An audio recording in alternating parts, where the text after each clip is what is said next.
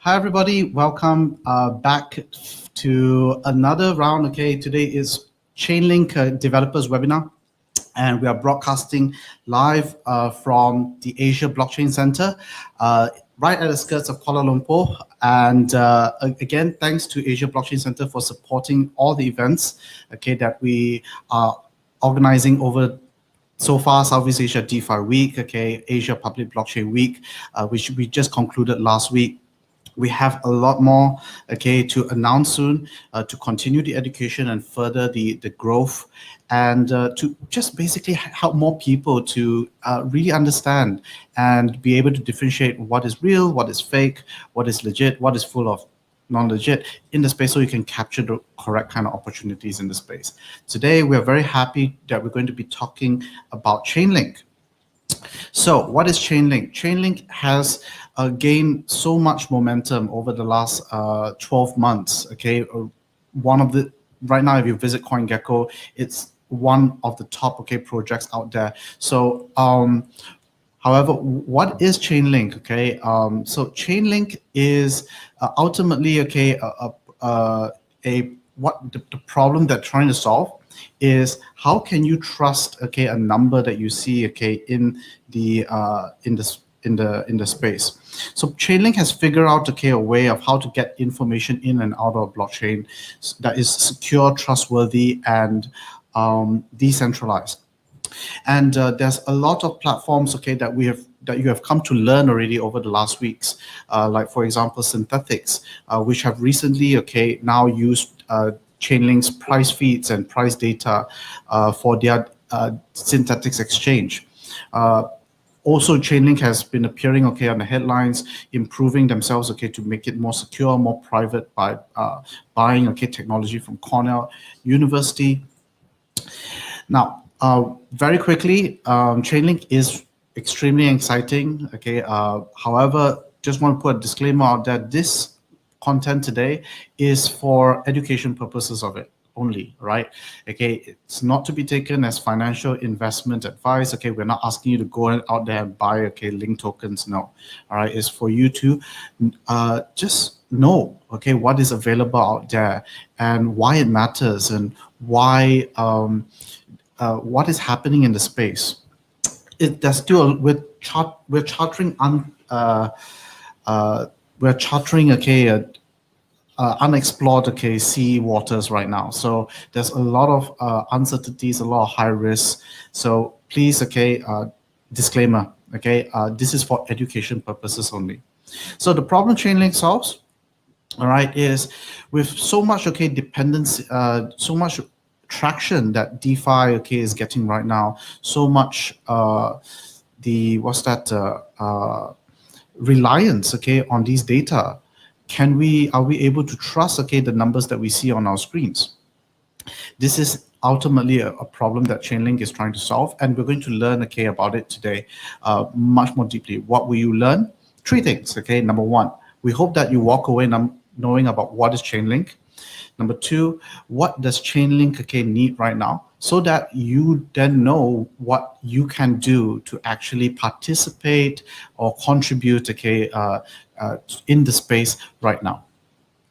So the agenda today, this is a developer's very quick crash course, in this 1 hour crash course, on Chainlink. There will be a basic coverage by Harpreet Singh from Blocklime. Back to basics. Now, I know that a lot of you listening in right now might heard of this before, but we just need to be mindful that our community is growing. Bitcoin Malaysia is alone is getting about 200 people on average, completely new people into the space. So we need to cater them for themselves.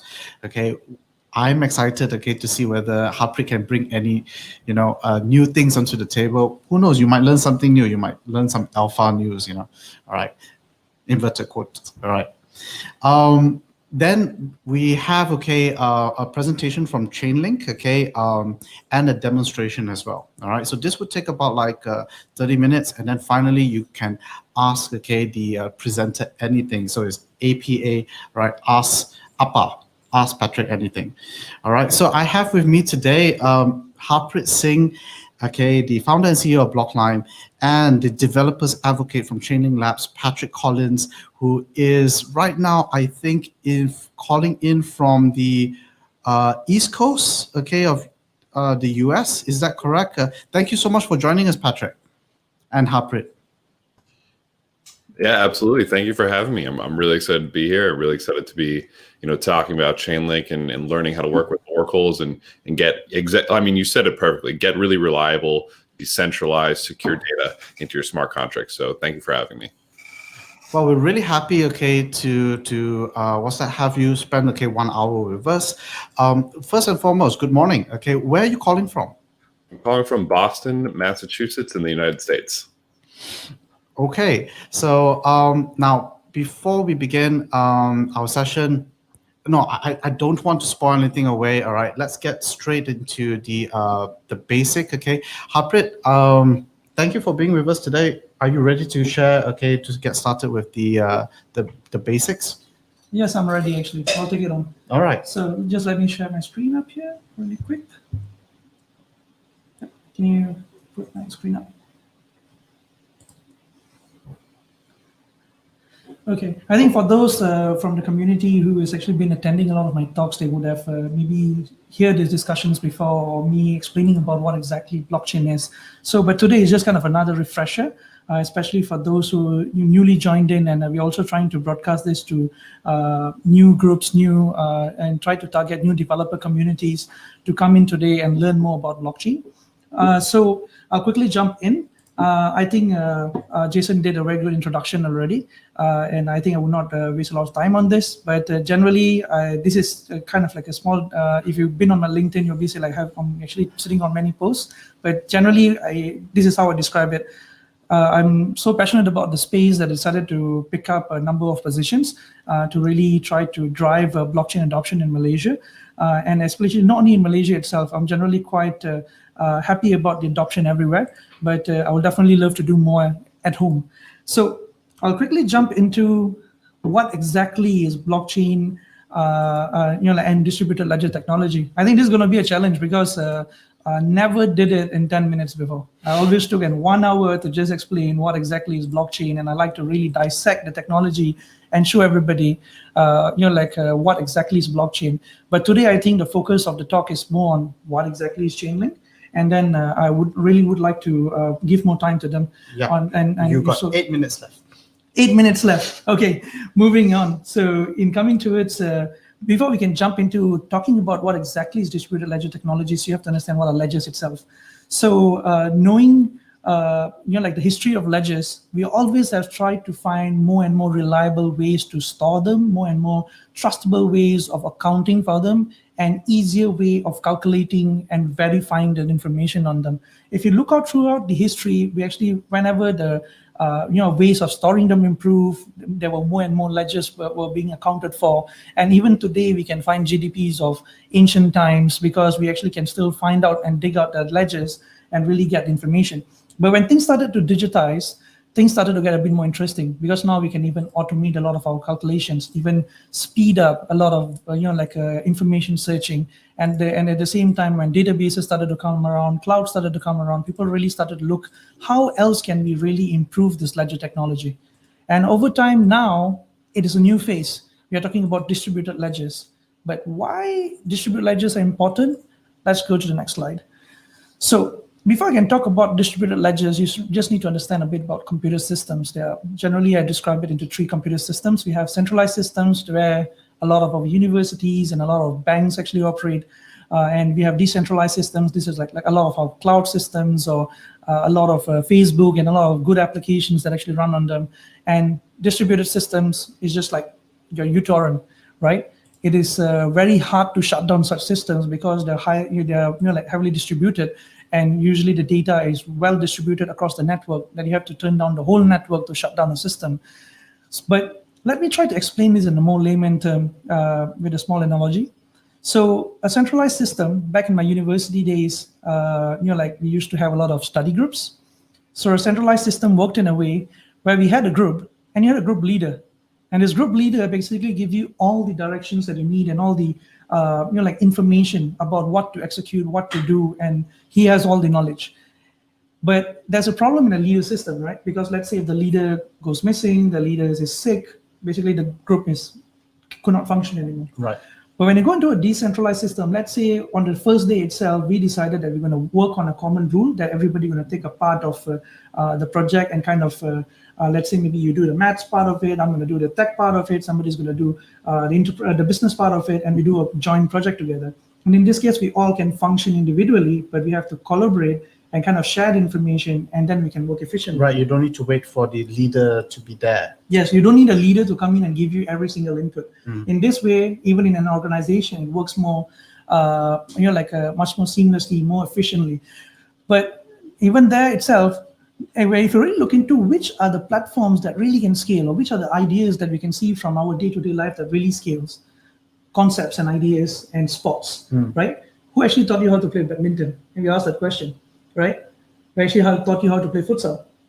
Right, it's basically transferred down from generation to generation. Yes, it's transferred down from generation to generation, but what really happened over there, there were a set of predetermined rules that everybody understood. Correct. And everybody you can observe it, you can learn from it. Right. And at the same time, everybody just follow those rules, and everybody participating in that kind of like a game session or the sports, they kind of moderate. Right, when you're playing singles, okay, if it lands on this box, okay, it's considered a point. If you're playing doubles, okay, if it lands on that part of the box, it's not considered a point. Yeah, but I mean, like generally, whenever we play badminton, we don't always kind of have a referee or somebody actually really much in the lines, right? So in this case, usually how we take the knowledge of the whole group. And and in this case, we know if majority says that there's only 2 goals, so there's only 2 goals.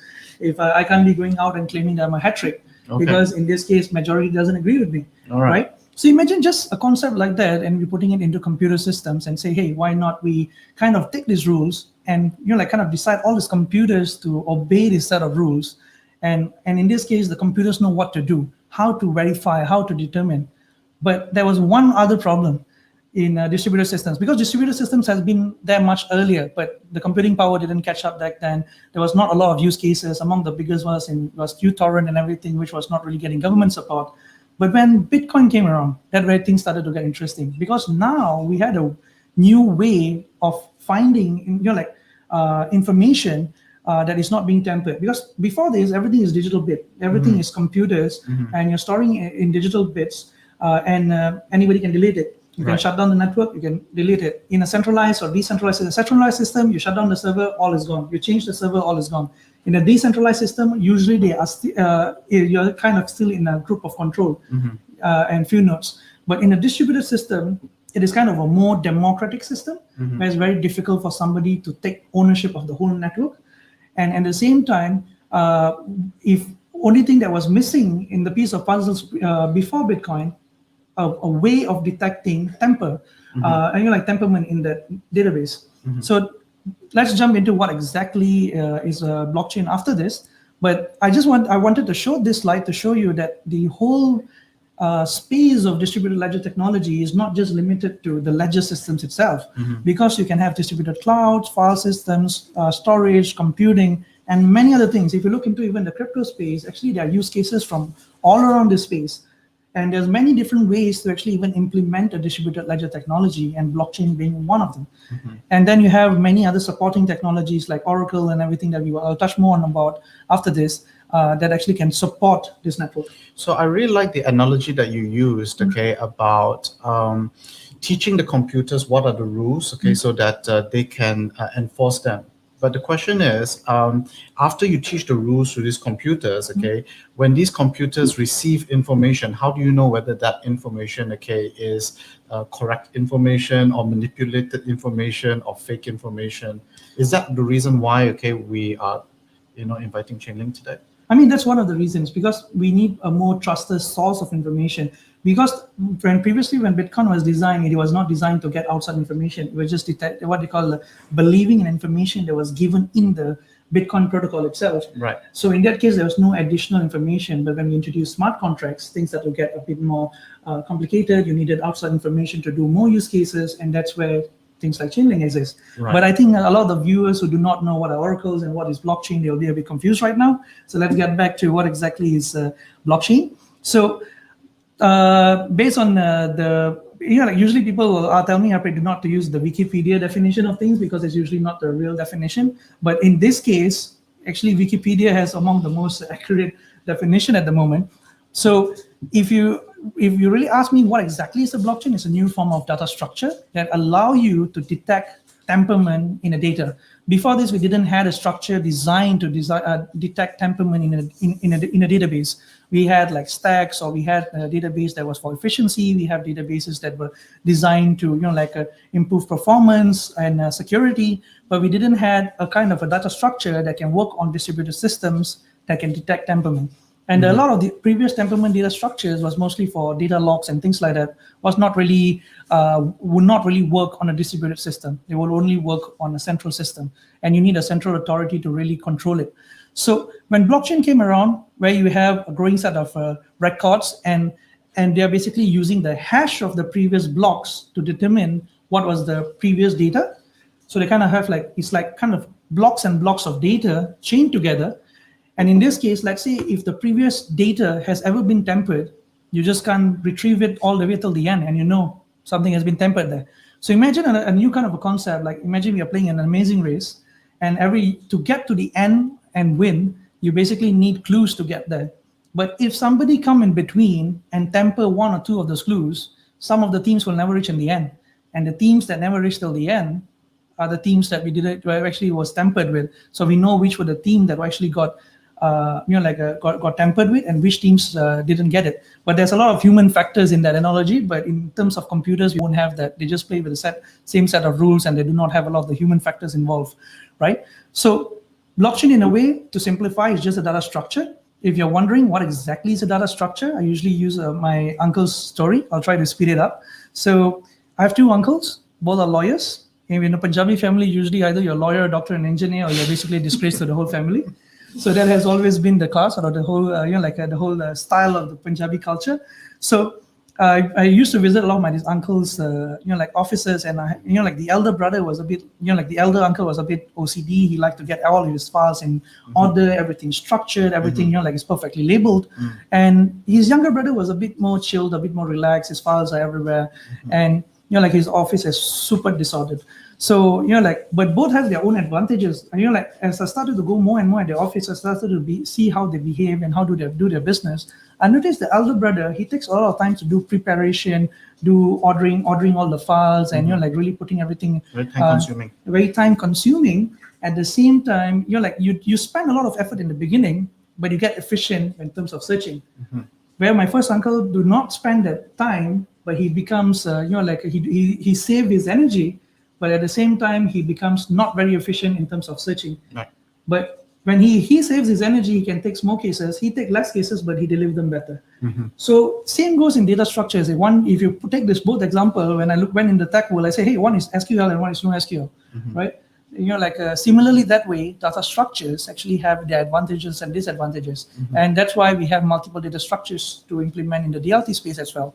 So what exactly, every time you go up on a blockchain definition or you see a YouTube video, they don't really just talk about the data structure point. They talk about the whole thing. There's a blockchain data structure, there's distributed system, the kind of governance, they have the consensus methods, they have the governing rules, they have the fault tolerance to understand who owns it, who manages it. Who manages it. There are many other rules. And even in, how do you manage your users, and how the users username and password is going to work. That's why we have public keys, private keys. And usually we go in detail. Since we have very little time, we're not going to go on to that things. But generally, this is the gist of it. You have the data structure working on a distributed system, and which is running on a P2P protocol.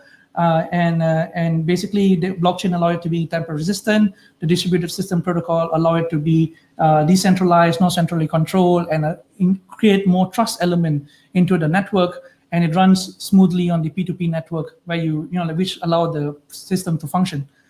So I think let's jump into what exactly is smart contracts. So I think when smart contract was first proposed, nobody actually trusted it because there was an issue. Nobody will trust a smart contract on a central system. It's been there since 1994. It was being proposed in 1994 already. But it never really got the trust element to work. Because if my smart contract resides on somebody else central server and he can change it, why would I trust it, right? If let's say even my lawyer keeps saying, but if I'm fighting against somebody who's richer than me, he can always pay him more money and change the smart contract, right? So in this case, smart contract had the issue of trust for years. Same goes, so when Bitcoin came around and it's invented blockchain and they invented trust for digital, digital currencies and peer-to-peer currencies, in this kind of, and then when Vitalik came around and he said that let's solve this for smart contracts, things started to really explode. And generally, what exactly is a smart contract? It's just contract. It's in the name itself. It's just a contract that's smart. It's self-execute. It's a code that you can write and it'll run and it'll execute according to whatever you have actually asked us to do. Got it. Right? So in this case, it execute itself is controlled, and you can build legal documents, or if you want to build any kind of simple rules and you want to decide between friends and build a contract between ourselves, something to execute, it will just do it. It's just a piece of code that will run, and the blockchain ensure it doesn't change if it's not supposed to change. Because it's decentralized, it's distributed. That's why we are able to trust it better. Yes, so it solves the trust. But then comes to smart contract itself, right? Smart contracts, they work in the blockchain structure. They are not really informed what really is happening outside in the world, and you do not want to create a kind of a very heavy blockchain structure, which is kind of grabbing information from everywhere and trying to store it in a database. You want the blockchain to be efficient and run efficiently and doesn't get too bloated or too heavy. That's the reason there's a new structure created up there, Oracle. Actually, the first time I heard of Oracle, I just watched Clash of Titans or something in the movie. And I just the first time they understood the concept of Oracle, and immediately just came to me a scene from the movie where Perseus will go to a gypsy lady and ask us what's going to be in the future, what's going to happen. And she will explain, what will be his path and what he should be doing. And if you watch like Percy Jackson, there's this bunch of gypsy ladies driving taxi around, and they will basically tell you what to do next. So in an Oracle, basically, is kind of in the myth world, or in the mythology, is mainly has been somebody who inform you about the future, right? So when I looked into the blockchain Oracle, basically it's the same thing. It's actually giving you an information out of the out of your reach on what exactly is happening out there, right? So it's like in this case, it's a third-party information source. That kind of sole function is to supply data. But today's question is, how can we trust the data, right? So how can we ensure that the information that is coming from outside is accurate? How can we ensure that nobody outside there can tamper that information? I think that's where this is the place where I'm going to pass back to Chainlink and going to pass back to you, Jason. And I think that is the question I would like Patrick to answer after this. Right. Okay. So Patrick, are you ready to share with us? Okay, how do we solve this problem, or how does Chainlink solve this problem? I'm ready to answer this question. I'm ready to go into it. So let's put up. Do you have something prepared? Okay, in terms of slides. Let's see. I do actually. So I will answer that question in a minute. Because I mean that's because at the end of the day, I mean you guys explained it really well. Okay, let's talk about what oracles are. We just talked about smart contracts, how these, these autonomous smart contracts are changing the future, and how oracles play into that. So let me share my screen here.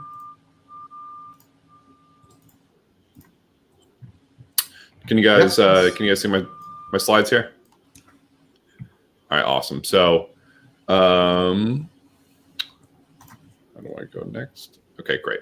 So just to kind of briefly give you the overview of what I'm going to talk about here is I'm going to talk about Chainlink, the problem it solves, how it solves it, where Chainlink is now, some of its untapped potentials, and the tools you can use now to become a part of history. And this includes what an oracle is, and the oracle problem as well. And we'll get to that right now. So in order to really understand Chainlink, we first really have to understand that these smart contracts can't actually connect to external data, right? That seems really limiting for this thing that's supposed to change the world. It can't even interact with an API that gets us what the stock price of Tesla is right now, right? It can't access any off-chain resource on their own. This is a huge limiting factor for the smart contract adoption, because it means the only thing that we can currently do is basically token transfers, right? So send Bitcoin from Bob to Alice. Why can't I just make a regular API call is a question a lot of engineers ask. And this is actually really important. And the simple answer is that the blockchain is deterministic, and it needs to be able to be validated by all blockchain nodes of the chain. If making API calls is part of the validation, then each node would get wildly different results in the case the API was updated, depreciated, or even hacked. And then feel free to jump in, by the way, if you guys want to add to something as well. Like I enjoy the discussion-y presentations. But so to interact with the outside world, we need what's called an oracle. So this answers that question, what is an oracle? Any device that interacts with the off-chain world to provide data to smart contracts, these are oracles.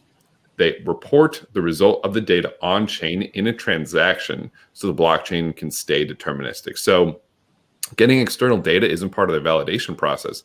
However, the way we do it is the smart contract uses this oracle.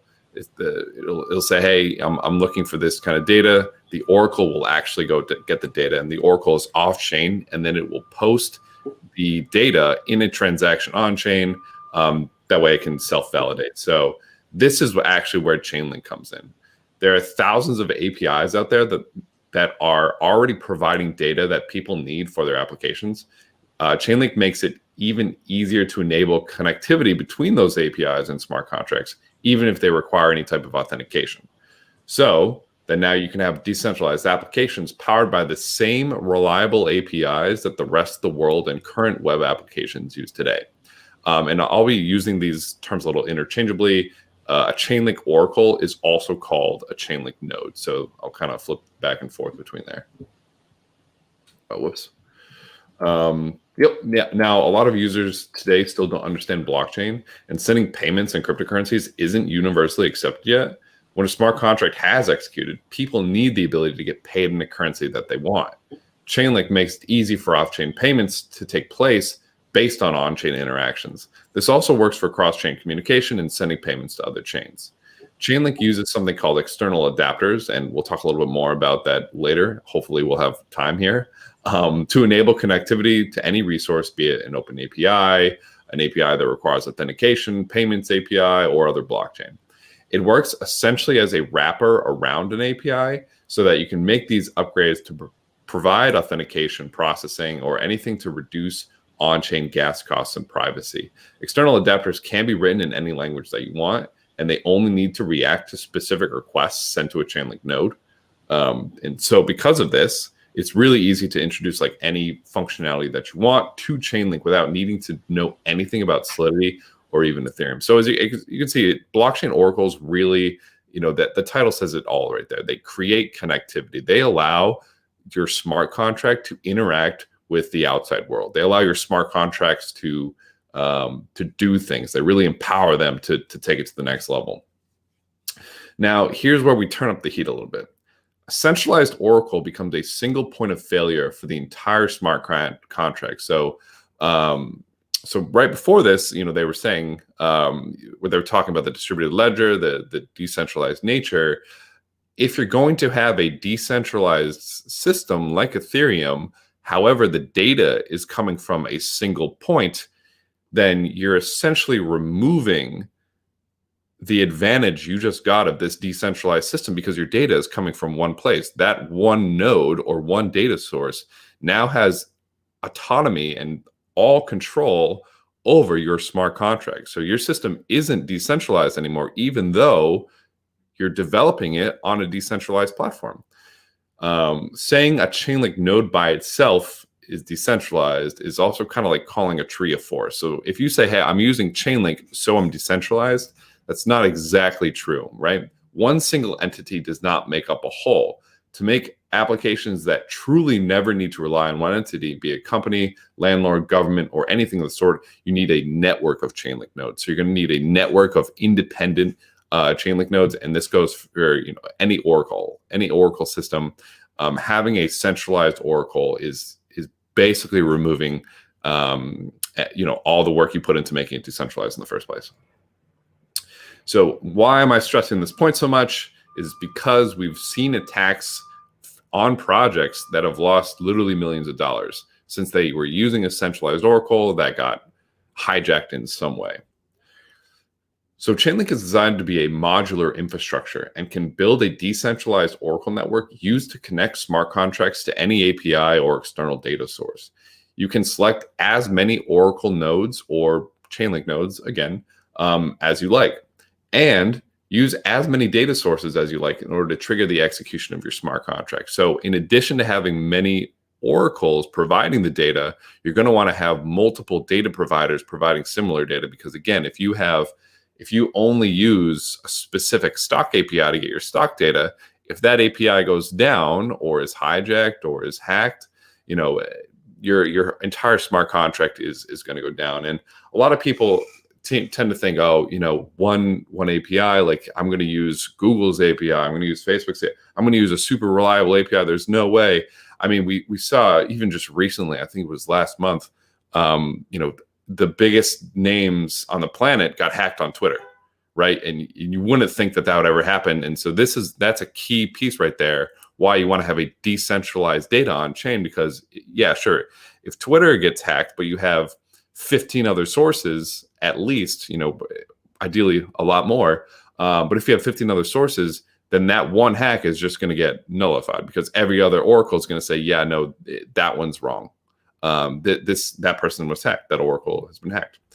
And again, Chainlink also enables off-chain payments to occur based on the execution of a smart contract. So if the result of a smart contract said that someone needs to be paid $100, you can utilize Chainlink to send that transaction.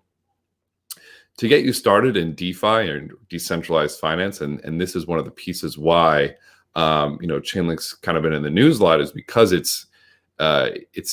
we're providing this fantastic solution in DeFi that the Chainlink project has actually gone ahead and found many of the best blockchain node operators on the planet and combined their prowess to build what's called reference contracts or price feeds.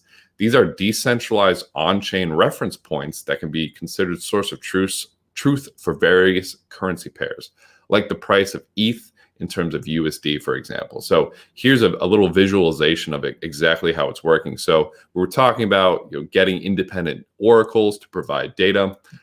This is the visualization of it. So each one of those little dots is an independent node operator that is getting data from an API, from unique APIs, posting it on chain, and then those different results are getting aggregated. So you have this really robust, really reliable price feed that anybody can use. And like I said, they're all independently operated, and they get data from some of the highest quality APIs. You can see the answers that each provider reports so that everything is transparent. Many of the most popular cryptocurrencies or fiat pairs are currently supported, like ETHUSD, LinkUSD, Bitcoin, ETH, and a ton more.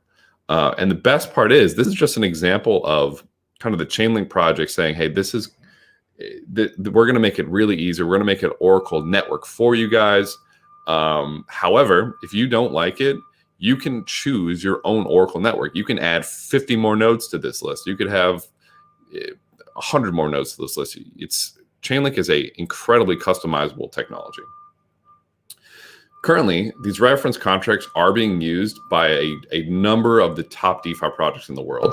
The proven safety, reliability, and powerfulness of these applications is a testament to the power of Chainlink and reference contracts. So these are just a couple, and DeFi is actually moving so fast. I think I checked this, a couple weeks ago, and it's already updated. There's already a whole bunch more. And here's a good example right here. I think this was last week, and these numbers have even gone up since then. DeFi is constantly one of the major areas pushing project, and it has a ton of momentum.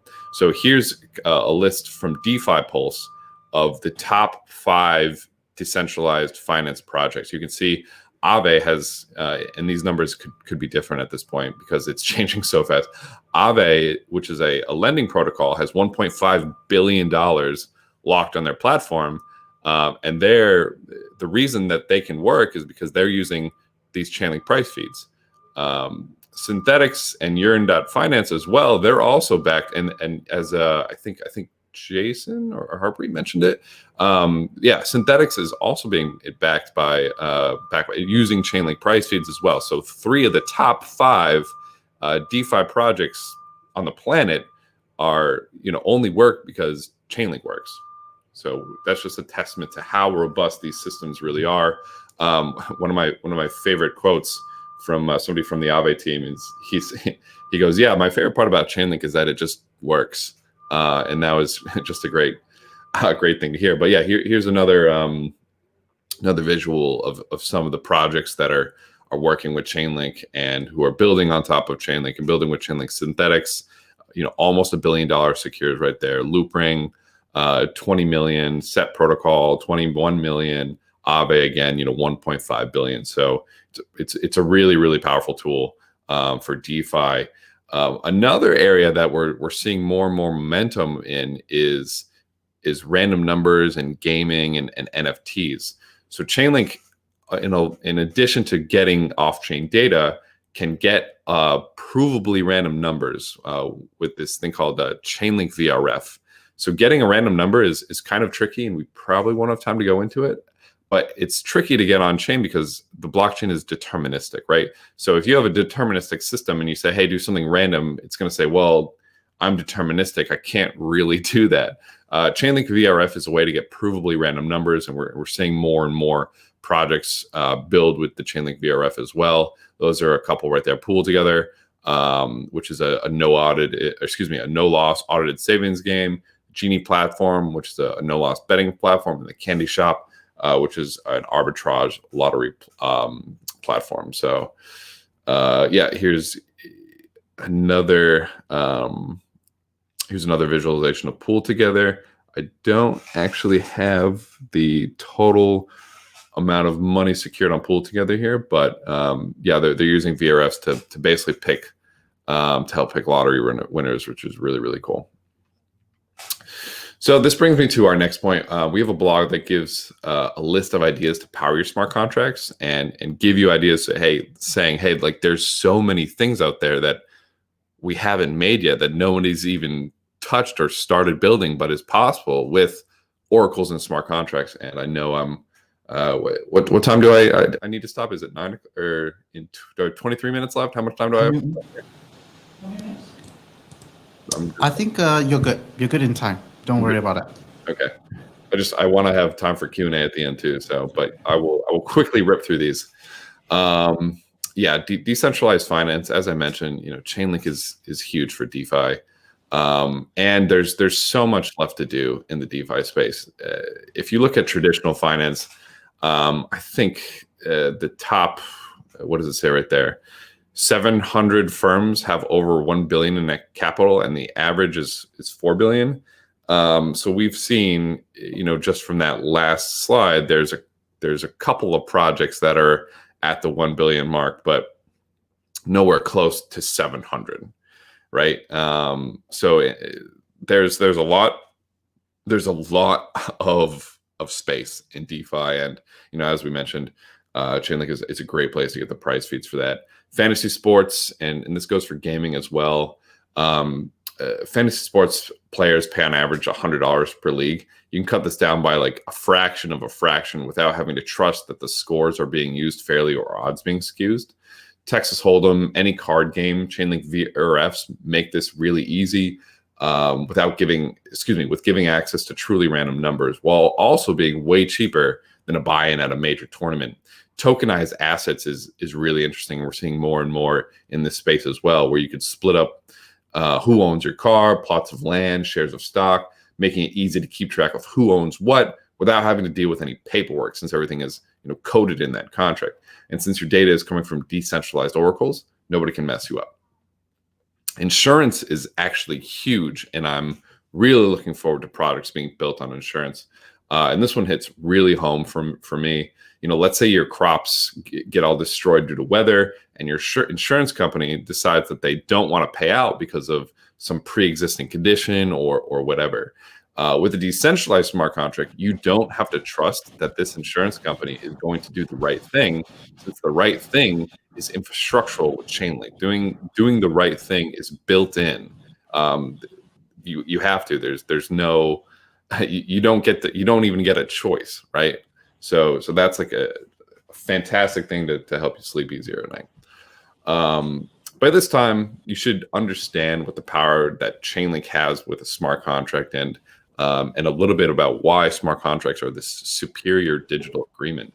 Let's dive right into exactly what this looks like at an engineering level. These price reference feeds are one of the easiest implementations of Chainlink, while also being one of the most powerful. If you're using a DeFi technology like Uniswap, Compound, or anything, maybe a quick check on the price that you're about to do an execution with can save you heartache, bug fixing, and panics, and possibly millions down the road. So let me stop sharing my screen here. Okay, and let me flip screens actually. So was that car okay? That Ferrari okay? A picture of yours? No, that was not. That was not my Ferrari. That's really interesting. Okay, tokenized assets. Okay, is definitely something really, really exciting. Okay, that's coming next. Still really in the early days, but things tend to move faster than we expect right now in this cycle. Yeah, and I would love to see. I mean, this is one of the things that gets me so excited about this in general too. Is we're saying, oh, it's super early for tokenized assets. It's only early because nobody's really built something really robust and really cool. Right. So Jason, I think you make a great point here, and this is why having a lot of these hackathons that are going on right now, like the Chainlink hackathon that's going on right now, is just they're great places to explore and play with all this stuff. We're saying, hey, like they're not quite live yet, and then I just posted a link in the chat as well if you guys want to check it out. But it's really an opportunity for anybody who wants to get in the space to say, oh, cool, literally nobody's done this. I'm going to jump in. I'm going to do it. Or even if somebody already has done it, maybe you want to do it a little bit better. Maybe you just want to learn and you just want to try to build it yourself and you accidentally build something better. We see literally and yeah, I kind of got onto a tangent here. We'll go into the code in a second. Right. I think that's the biggest takeaway. I think for those listening in right now is that once you see that something works, right? Okay. Somebody has solved the problem in this part. Whoever you are, okay, that's listening right now, you come from a different background, okay, you specialize in different skills or different industry.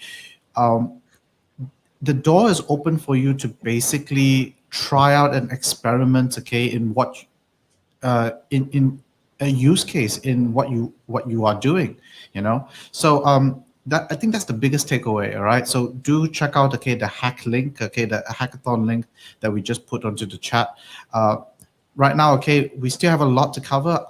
What's that? Back to you, okay, Patrick, with your demo. I'm going to load up the screen right now. What are we looking at here? Yeah, so right here, so we're looking at Remix. So this is a really powerful web IDE that will help you spin up your smart contracts really quickly. we'll go over a little bit another way to deploy smart contracts, but for right now, because it's such a simple interface, we're going to go into this. And I know some engineers here, some have coded with Solidity, some haven't.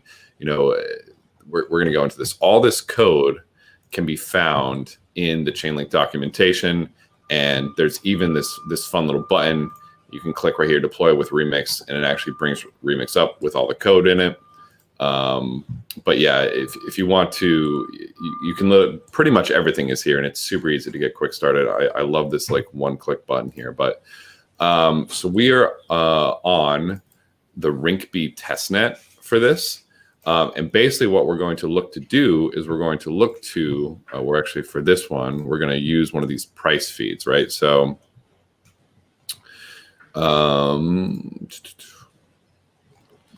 we're looking for ETHUSD on the RinkB network. So RinkB, ETHUSD, it's going to be this one. This is the, go ahead. Did you click the correct one? Is this the ETHUSD one? Can we just... I think you clicked the euro. I think you clicked the euro one. This is the ETH. I think you're right, actually. But yeah, so this is just this is EtherScan, which is a blockchain explorer. It's just saying this is where the contract was deployed. This is the address of the contract. You know, it was interacted with 15 days ago, which is pretty cool. So back in Remix. Should I go over like some of the Solidity bits? I'm happy to go over that too, or should I just go into the demo, or what do you think here, Jason? I think because we are short on time, okay, we just go into the demo. Great. Okay. So how much time do I have left? 10 minutes, 15 minutes? Let's stretch this to 9:15 if that's okay on your timing as well. So yep. We'll have another 15 minutes, and then we have 15 minutes of AMA. Okay, great. All right, cool. So we have plenty of time then. So this is our contract here. We're calling it Price Consumer V3, and we're importing this aggregator interface. We can even go here on GitHub and see what this code looks like. It's basically like importing a package in any other language. But once we deploy the smart contract, it'll call this this price feed. It'll make this price feed variable equal to this aggregator interface, and we actually put in that address that we got from here. Yep, it's right here. So we're saying, hey, we want to pull from this contract. This is where all those nodes are actually reporting the data. So then we just have a really simple function here, which returns the latest price. It has a number of other pieces that you can get from it as well, like the round, when did it start, the timestamp, etc. But we're going to go ahead and compile this. Great, worked successfully. We're going to switch to injected Web3. For those of you guys who are new here, that means we're going to take our Ethereum wallet and actually put it into the web browser to use. We can see here, I'm on the RinkB network. I have some testnet ETH and some testnet Link here. And then we're going to deploy. So MetaMask is going to pop up. Oh, it doesn't show MetaMask here. You might have to share the screen. Yeah, I might have to change my, hold on, let me change my screen sharing. Because MetaMask pops up for me, but it ignores it because it's not part of the, I wonder if I do application window. I think if share the entire screen, I think that you would need to do that if you're okay with it. Yeah, I can do that. It'll just be a little duplicitous. I'll share the entire screen. So let's share screen.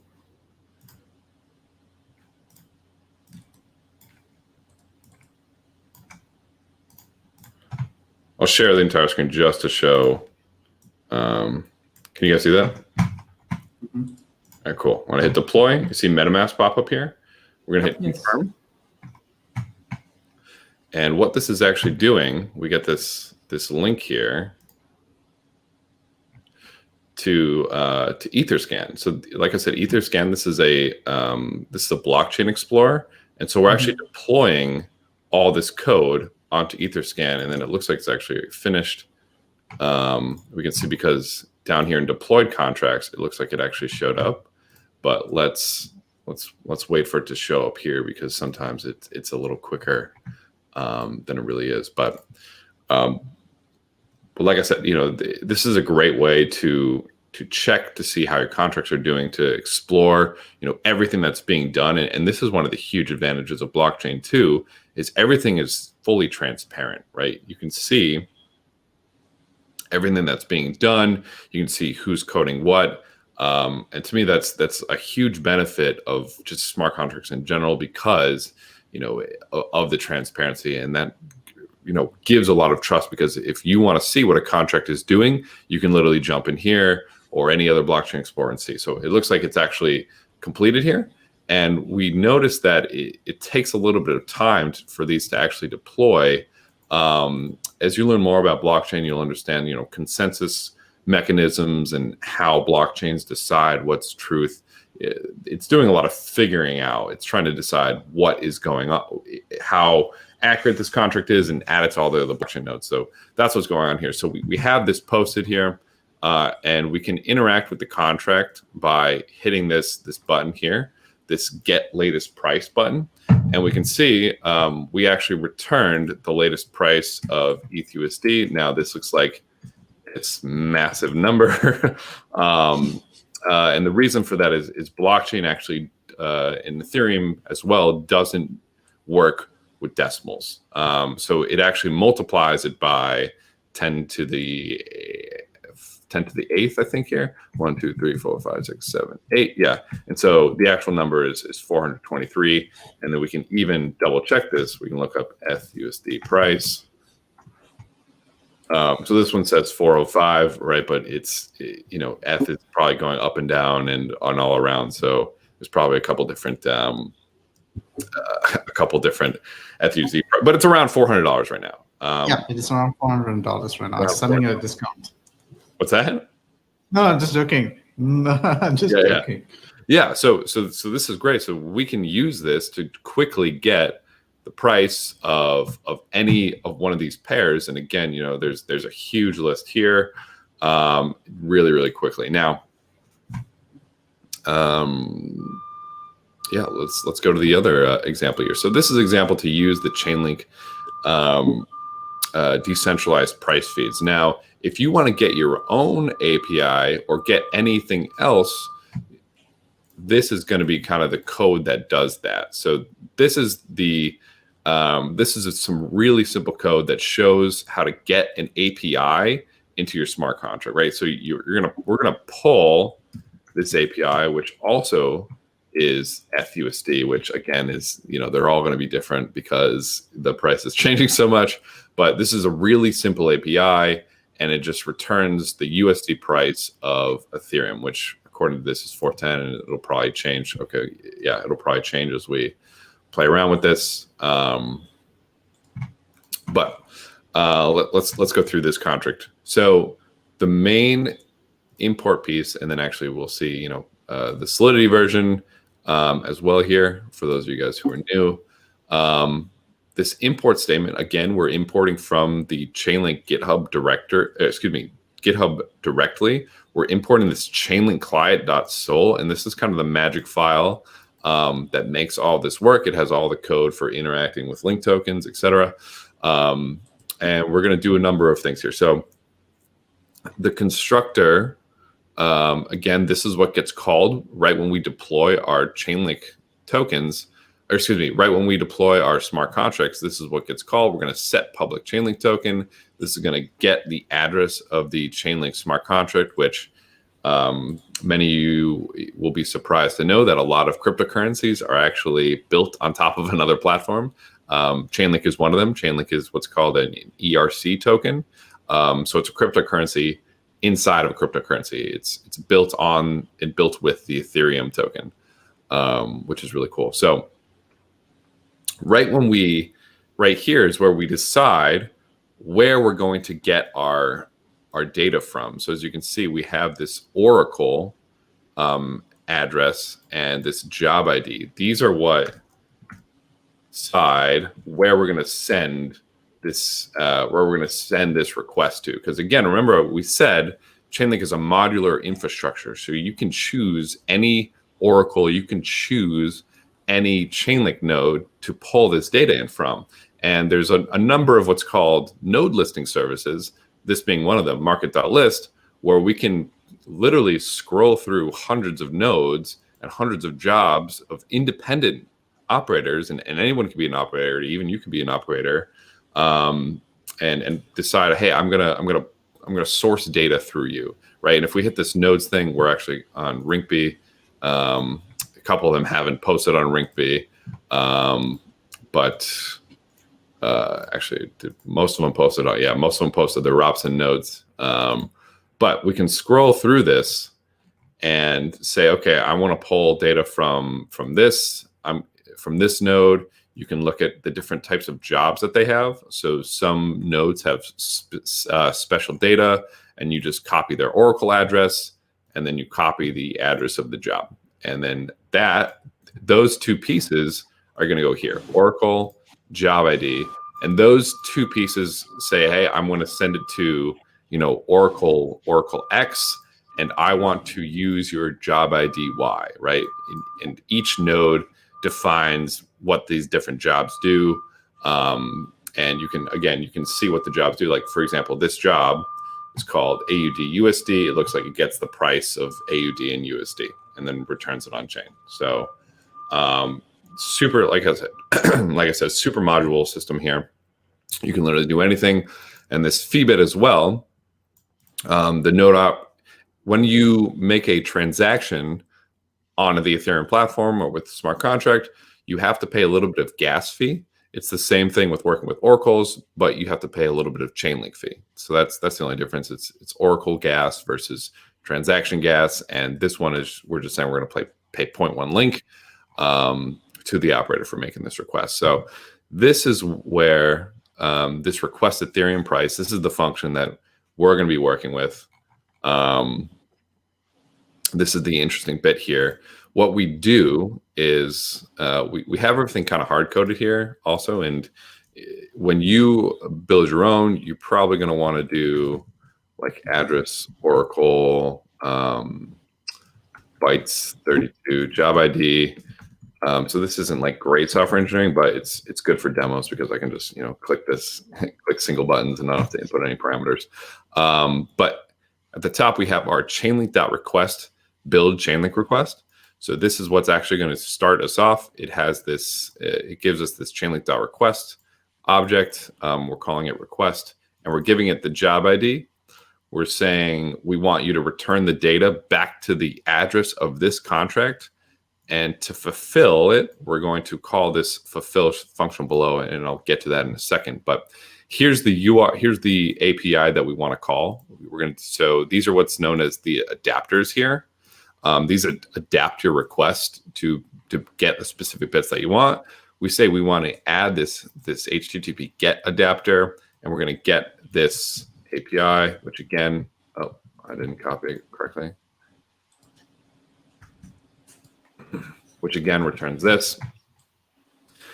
I'm actually going to leave that up because we're going to need that. Where does my tab go? We're going to need that. Then we're going to need to multiply the result by 100 again, because look, we see 411.6. We're going to move the decimal place over twice. This is a times adapter. Oh, excuse me. Before that, apologies. We have to add this copy path adapter. So every time you store data on chain, it costs gas. And the more that you store, the more gas it's going to cost you. So as you guys saw, even when we deployed this contract, MetaMask popped up and asked us if it was okay to make that transaction. The reason it asked if it was okay was because we're actually going to be spending Ethereum to post these transactions. So we don't want to post this entire struct if we don't have to. Plus, this is a bytes 32, so it's a little bit more complicated. We would just want to get the uint price. So we're going to say, hey, in this JSON response, take what's in the USD path, right? So in the USD path is this. And then we're going to multiply that by 100. Then we're going to send the Chainlink request to the Oracle with the request that we just built and add the Oracle gas here. So let's, and I'll explain what fulfill does in a moment. Let's actually deploy this let's compile API consumer Rinkby, deploy. See MetaMask pops up. So this is actually that gas I was talking about. It says right here, gas fee. This is how much it's going to cost us to deploy this contract because we're posting this on chain in an external transaction. So we're making a transaction to post code, and we have to pay the miners a little bit of gas here. So we're going to confirm. And again, we're going to get. It looks like it's done, but let's just double check.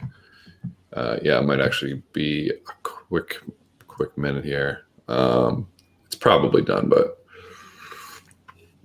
some of these APIs take a second to update. I'm just gonna assume that it's done. But again, we can click this little arrow here. We can see all the. My screen is probably huge, but we can see all the functions that we can interact with here, including this request Ethereum price, which is this function right here. And so we're actually going to hit it, but we're going to run into an error, and I'm going to explain what's happening. So we're hitting it. We get this gas estimation failed. When you see this, it basically just means there's something wrong with your smart contract. In this case, I know because I've worked with Chainlink so often that, again, I didn't fund the contract with Link token. You need to fund your contracts with Link token to make these requests. So we're going to send this contract some link. So we're going to copy the address, open up MetaMask, and we're just going to send it. 3 is super overkill, but since we're only using 0.1, but it's fine. It's testnet link. I don't care. So yeah, and we're going to send it. We're going to send it 3 link. And again, you can see on Etherscan, once it updates, we're gonna not wait for it to update here. But you can see like when it updates there, and let's just make sure that the link actually went through. Activity, send link. Okay, it looks like it's just about done. So now we can hit this request Ethereum price. MetaMask is going to pop up again. Hey, would you like to send this transaction? Yes, I would like to send this transaction. And so it's going to send the transaction. And again, it's going to be 6 seconds ago. It looks like it's already done. That's awesome. So we actually sent the transaction. You can see all the details here. It's actually kind of fun. From our smart from our wallet, from our Ethereum wallet and our Chainlink wallet to that contract. So what's happening now? It's a little bit behind the scenes. So the Chainlink Oracle is actually taking this API. It's making the API call. It's running through these adapters. And then once it's all done, the Chainlink node itself, off-chain, you can almost imagine it's kind of doing what we're doing here, but it then comes back and then it calls this fulfill function down here. And this is where we can customize what we do with the data. We can say, okay, great. Once we get the data, we're going to do X, Y, Z. It takes the request of the call and the UNT226 price. This is that's the price of Ethereum, and then it's just going to set it equal to our instance variable Ethereum price. So this blue button symbolizes that this is actually a variable. These orange buttons are method here. So if we hit Ethereum price, it looks like it hasn't actually finished yet. So we're probably just going to want to sit tight for a little bit while it finishes posting it back on chain. Or something to keep in mind too is that it is a test net. Stuff doesn't always go right. If you've done any Solidity development, Ropsten's kind of busted right now. Right before this demo, actually, I was trying to flip all my examples over to this Rinkby testnet because they're all currently on Ropsten. But so we hit that request again. Hopefully it goes a little quicker. So it's probably still updating.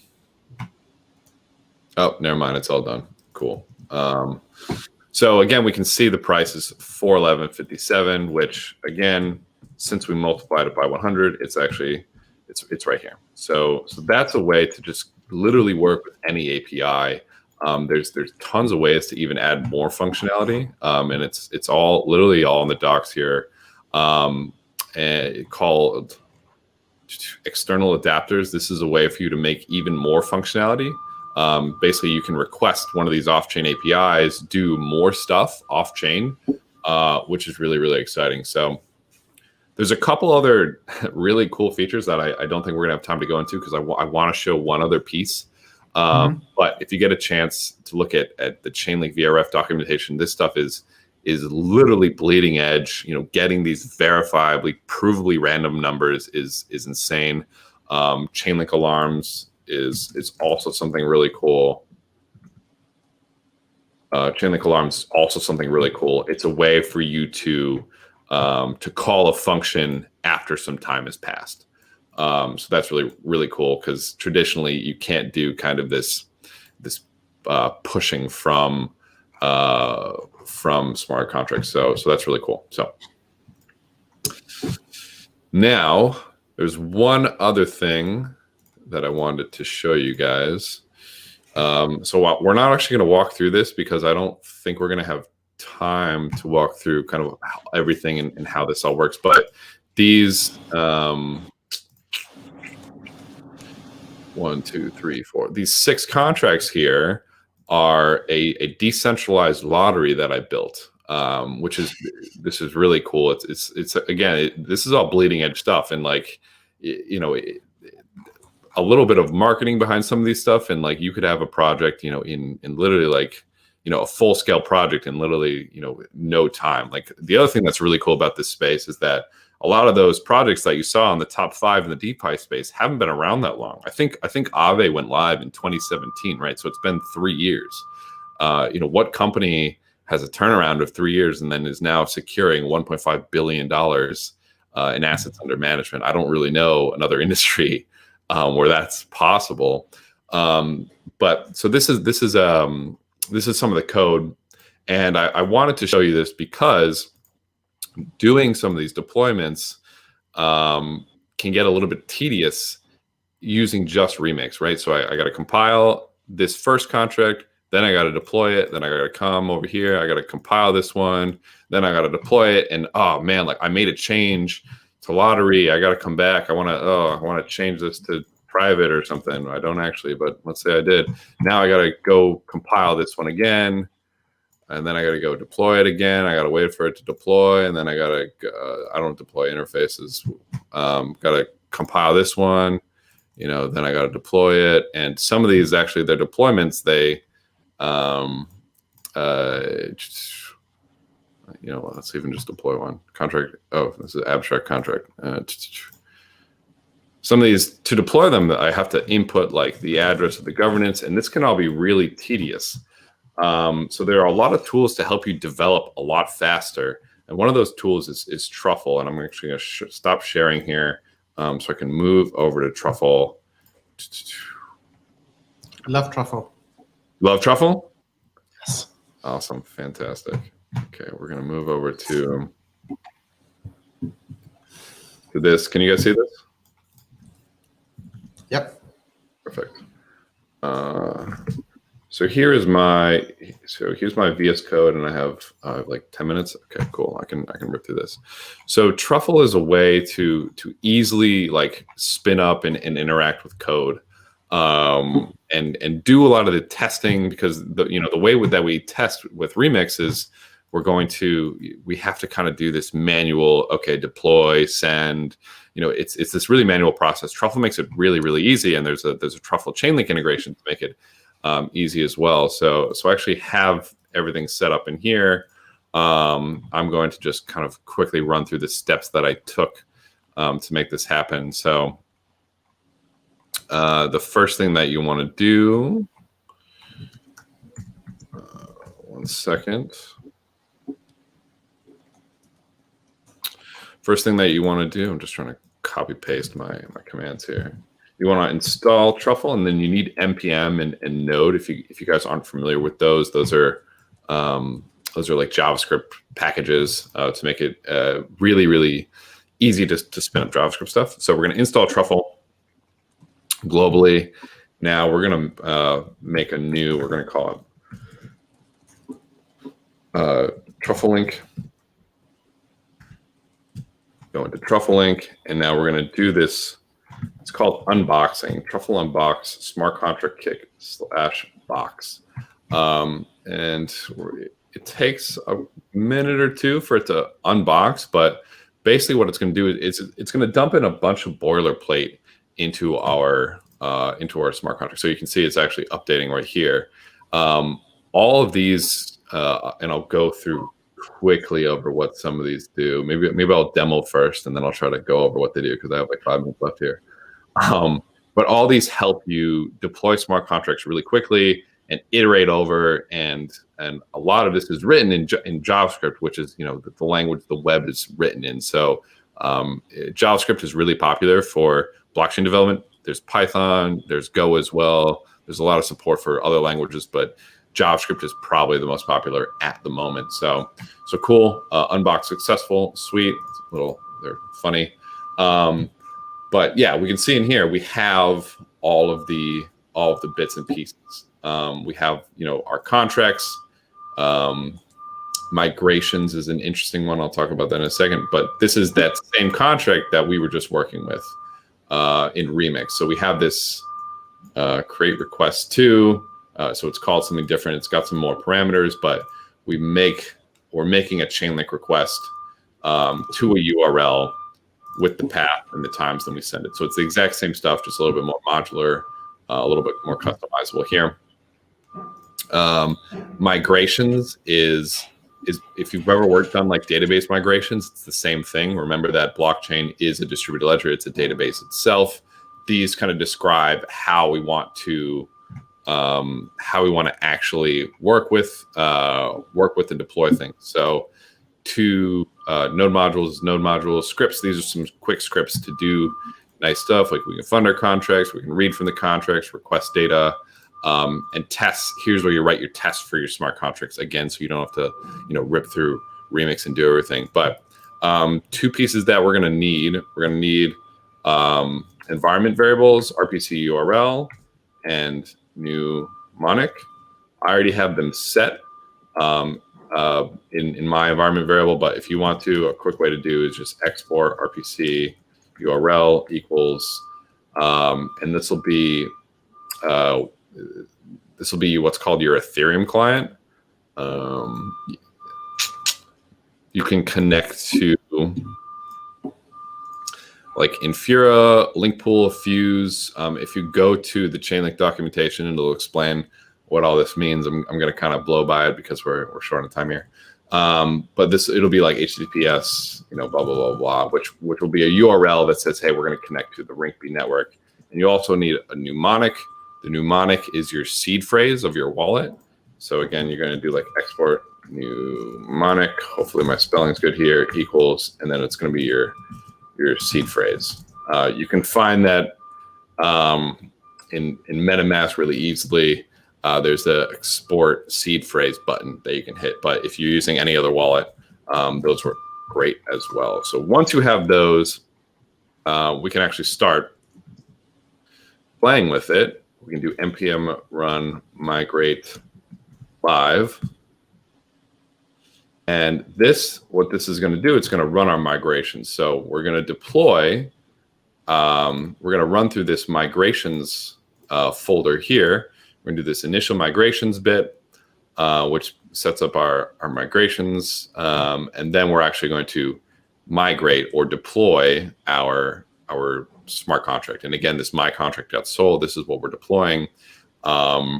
It's pretty much the same as what we were doing in Remix with a little bit more customizability. But with that one command, we can see it's actually a lot easier to deploy smart contracts. We can just copy paste that command, start deploying out all of our smart contracts instead of having individually, go one at a time, right? That's definitely super tedious. And we're engineers, we, don't repeat yourself. We're a lot smarter. We're a lot more efficient than that. So it's actually saving it to chain. And once it gets done, I might actually skip over waiting for it. Now it's actually deploying the my contract. And again, we can copy paste this into Etherscan, and we can see. Oh, you guys can't see my screen. That's fine. You can see what you can see what's going on in the contract in Etherscan. But I may actually skip over and go over. Yeah, I'm actually not going to wait for it to finish deploying because I already deployed it earlier as I was getting set up here. We have a number of scripts that we can do, including this MPX truffle exec script fund contract. Remember before how we had to fund our contracts with Link.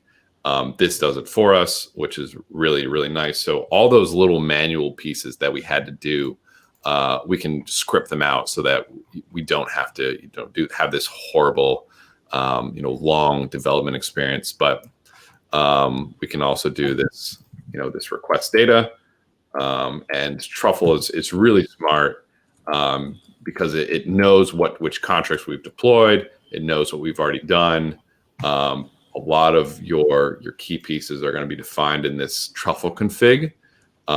This is where we say, hey, our provider, we're going to use this mnemonic, and we're going to use this RPC URL to actually connect, and some other pieces like this is the version of Solidity that we're using, etc. So we're requesting data, and it's taking its sweet time.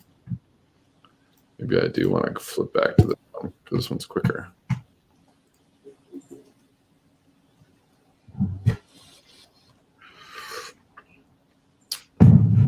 Yeah, so a couple times during the development experience, you'll get to hang out here. But great, so this one actually worked, and we can see contract is here. And you guys can't actually see my screen, so I don't. Oh, excuse me.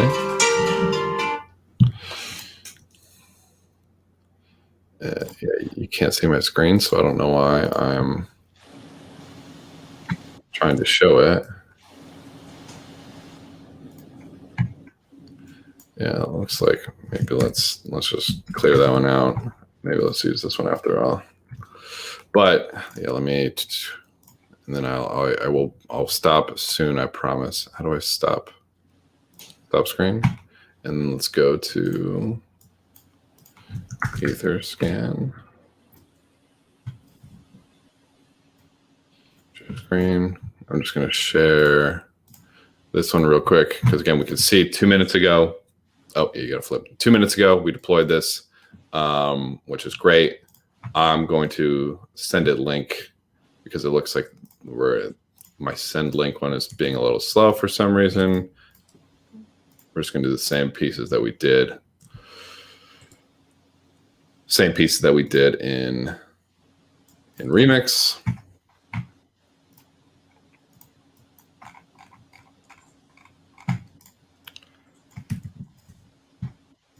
Right. It looks like it actually funded. We can see here that the 2 link that we sent is down here in this token balance, which is really exciting. Now I'm going to flip back to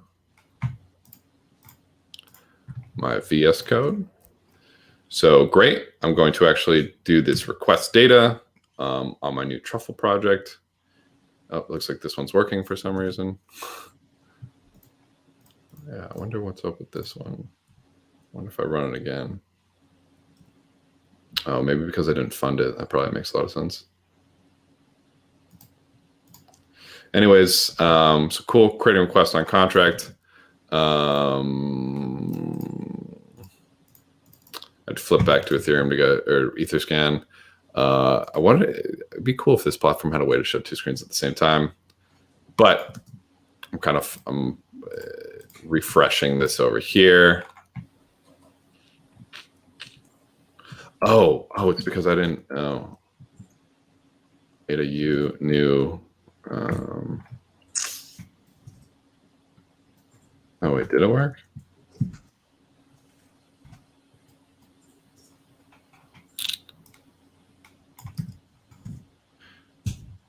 looks like the contract actually went through on Etherscan, so we can then do this read contracts, which we're actually waiting for the Chainlink node to post the data back on chain. So once it does that, we can call this read contract.js. And I know I'm kind of like rushing at the end here to try to show you the functionality, but that's pretty much it for the demo. And now I just want this to actually show the number so that I don't look silly, but it's not updating. It's taking its sweet time. but while we wait, I'm happy to go into the Q&A and then just show the result here when it actually finishes going through. All right. Okay. So first and foremost, thank you so much, okay, for giving us such a crash course of a demo. All right. For those who are listening in right now, this is definitely a video that you would want to rewatch. Tomorrow, we're going to drop in the short links, okay, so that you would know, okay, what to expect in terms of the you would know what to expect, okay, in terms of the so they can access the videos, okay, much more quicker. There's definitely a lot of golden nuggets, okay. If I could make any takeaways, what Patrick has demonstrated is how quickly and how some shortcuts basically to really speed up, okay, your how to basically deploy your smart contracts, okay, and really just experiment, okay, with what you want to do. So that's the Wrinkle-B testnet, okay. I love, okay, how you could, from the demo, you can actually see when, okay, the link is actually required, okay, to be funded, so that you can actually execute, okay, and create the smart contract. You also, okay, might have picked up, okay, about Truffle and how Truffle can be like superiorly, okay, useful, okay, to help you save a lot of time. Now we have really, okay, a lot of questions, okay. I've already picked up some, okay. we're going to run through just 6 questions, okay. I've narrowed it down. So the first one, okay, is can you, I know you probably talked about this, okay, but can you explain a little bit, okay, because the documentation is really good, okay. Chainlink has very good documentation. You know where the price feeds are, etc., where to pull this data from. But can you explain or elaborate a little bit on how does Chainlink actually ensure that these data, the source of truth, actually tells the truth? So yeah, so that's a really good question, and that question actually goes for all of blockchain at the same time, right? So the question can be said: how does Ethereum know that, you know, I sent 5 ETH from my wallet to this wallet? And the answer is decentrality and consensus, right? So if 51% of the nodes say that it happened, it happened, and at the end of the day, that's kind of like a key piece of how blockchain works in the first place. So got it. In the same place, Chainlink draws on the exact same concepts, right? If you know, 50% of the nodes say the price of Ethereum is $400, 51% say it's $400, 49% say it's $300, then it's $400, and that's the way that and that's that consensus piece that we were talking about. And that's why decentrality is so important. And it's important to have a lot of these nodes because, you know, they're incentivized to give the right answer. You know, every time they give the wrong answer, they're going to get cut off. And yeah, sorry. That's really cool, because the second question actually is, how many nodes does Chainlink actually have? And is it something like anybody can participate to be a node, or is it something where it's you know, only an exclusive elite can manage the nodes? Yeah. So something I wanted to point out here is, so when you said how many nodes does Chainlink have, that actually doesn't really make sense. Chainlink is a platform. Chainlink is a technology, right? That's almost like asking how many servers does Linux have. It like kind of makes sense, but Linux itself doesn't own any servers. Linux is a platform to run servers, so it's in the same place. Chainlink, you know, doesn't have any nodes, but there are nodes that run with Chainlink. And right now on that node listing service, I think there's about 150. And yes, anybody can run a node. The documentation to do that is really well. I've put out a number of videos actually as well on how to run a node. It's anybody can run a node. Yes. Okay, so can you explain, this is the third question. Can you explain a little bit more about the reference contract? Yeah, sure. I guess what part? So the reference contract, it's a smart contract that's on chain. It's doing these individual requests from these nodes, and then it aggregates them, and it says, hey, here's the price of Ethereum based off of all these nodes, or here's the price of Link, or here's the price of whatever. That's the gist. Okay, thanks so much, okay, for the TLDR and the explain like I'm 5, okay, Eli 5 explanation on that. Now, because we just need to basically buzz through, and these answers are really great. Now, I'm going to ask you a question which I think is really, really important, okay, especially in Asia. So here's the thing about Asians, okay, and I'm just speaking because I'm an Asian, all right? Okay. So this is definitely going to happen, okay, when presented, okay, to someone, okay, who sees that that's really, really interesting, really, really good. Okay, I'm going to ask you the question. This space has a lot of haters, okay? Haters gotta hate. So what is the one thing, okay, that if someone, okay, who is a beginner to Chainlink right now and were to take the next few steps and like understand Chainlink a little bit more, definitely they're going to bump into one major criticism about Chainlink. I'd like to give you that opportunity. What would that be, and how would you respond to it? What is one major criticism that Chainlink gets, and can you respond to it? Yeah. Oh, that is an interesting question, Jason. Oh, I like that. One major criticism.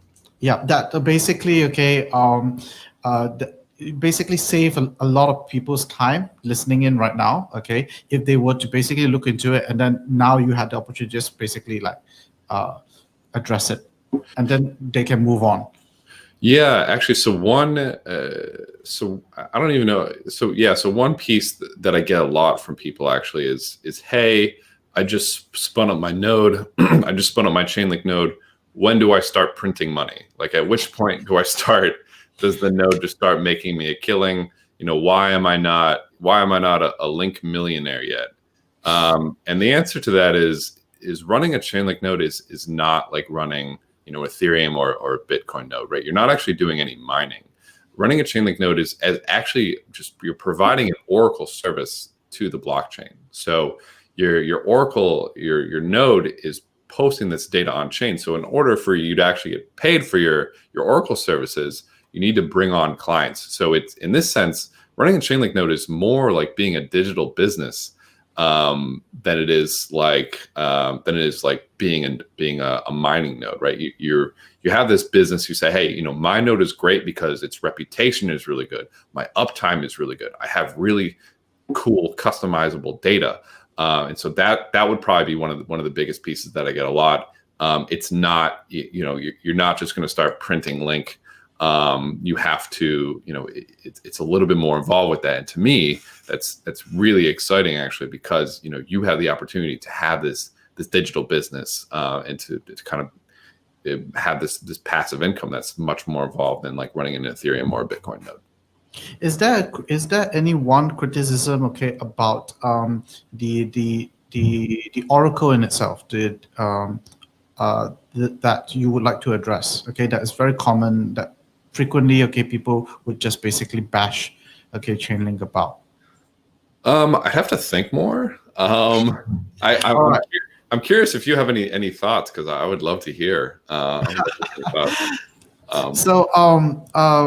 Never mind. Okay, we have two more. Okay, like questions. I think that's really, really important. Okay, to cover. The second last question is, all right. So now that they have learned about Chainlink, where does all the magic happen, right? Okay, if they wanted to go like engage more and seek more, or meet someone or ask questions, where does all the communication happens, okay, for Chainlink?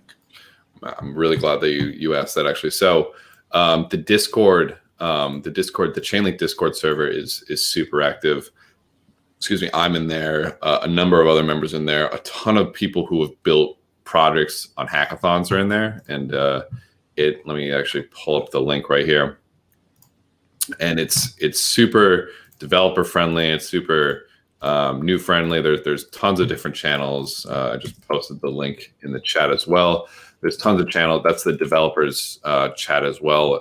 So you can jump in and just start, questions about engineering. But that's where a lot of people congregate. We have a Reddit, we have a YouTube. We're super active on Twitter. So there's a number of channels. If you really want to chat with us, Discord's probably the best place to go. But yeah, we're all over the place. All right. Okay. So the last question, okay, is on the hackathon. Okay. So I'm gonna share, okay, the website right now. Okay, on the hackathon. So this is ongoing, right? Okay, this hackathon is ongoing from September 7th, okay, to 27th. Yes. People can register now. Okay, they can experiment. Okay, they can win prizes. The grand prize, okay, is 8,000 in Link. Okay, top DeFi project. There's different categories, okay, that you're incentivizing as well. Now, before, okay, they come and register for this hackathon, what is the one place, okay, that you would recommend a beginner to go to first? What's the first step before coming and registering for this hackathon? Yeah, that's a really good question. I honestly would say I wouldn't even say, do something before you come to the hackathon. I would say, honestly, come to the hackathon and learn there. So I would say, honestly, like if you're watching this, you want to play with any of this, just go register. Doesn't matter if you've never done any Solidity at all. Just register and then, submit your project. Even if you just get like a remix contract working, that's awesome. Like that's great. Like, welcome to the blockchain community. That's fantastic. I wouldn't say there's anything you need to do before, but some good getting started places are our getting started documentation. We have an example walkthrough, which walks through that remix demo that I just gave. Right. You probably would want to learn a little bit more about, Solidity or some other, blockchain platform and how to code on it. There's tons of free sources out there. Crypto Zombies is a popular one. Dapp University. There's a ton on Udemy as well. But you can honestly learn as you build your own thing, right? So, or you just follow a tutorial and then, say, oh, that's cool. Maybe I want to tweak this. I wonder if I can do this. That's exactly the type of curiosity that is really going to make this space, bring it into the next chapter and what propels everything that goes on. So definitely just sign up, jump in, connect with some people, and have a blast and learn a lot and try new things. One of my favorite stories, okay, right now in the space, okay, is Hayden Adams' story, okay, of building Uniswap, which is I think he started, okay, 3 years ago, and he did not know Solidity. I think that he didn't had a computing background before as well, but then he picked it up. He learned it. He says that I want to try, okay, build something useful. It was very ugly at first, but then he found his fit. And today, Uniswap is one of the most used, okay, useful, okay, platforms in the DeFi space right now. So thank you so much, okay, Patrick. Okay, I hope you had fun, okay, in the last 1.5 hours. I hope those of you, okay, watching in also had a lot of fun, okay, with this session with Patrick Collins. Thank you also, Harpreet, okay, for joining us, okay, to give us a very quick introduction to blockchain for those who are completely new. Definitely something to look into. I hope that you guys gain a lot of value. Okay, we'll have a lot more content, okay, for you over the next coming weeks. Do stay tuned. Do say a lot of good things about us. Do spread a good word about us as well. All right. Okay. With that, it's already 9:30, and we got to end the session right now. Till next time. Bye, everybody. Thank you, guys.